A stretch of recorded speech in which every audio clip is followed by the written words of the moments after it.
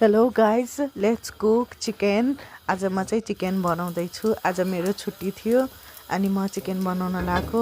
अनि मैले सुरुमा ओइल राखेँ नन स्टिक प्यानमा, अनि त्यसपछि मैले त्यसमा जनो पनि राखेँ, त्यसलाई हिन्दीमा अजवाइन भन्छ। अनि त्यसपछि मैले त्यसमा एकछिन हिट हुन दिएर चिकन राखेँ अनि चिकनलाई एकछिन नर्मल्ली नै पाक्न दिएँ। अनि यहाँ चाहिँ हिउँ परिरहेछ नेदरल्यान्डमा। अनि मैले टक्क बाहिरको सिन देखाएँ, एकदम राम्रो सुन्दर छ क्या बाहिरको सिन। अनि यो पोन्ड जस्तो छ, यो पनि जमेको थियो। अनि भ्यू चाहिँ एकदम राम्रो र मजाको देखेको थियो। अनि त्यसपछि फेरि म भित्र आएँ किनकि चिसो बाहिर धेरै थियो।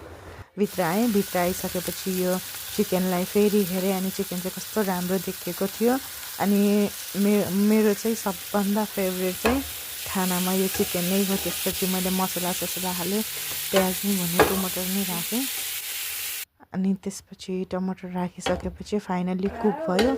अनि त्यसपछि मैले खाना खाएँ, खाना खाएको भिडियो बनाइनँ।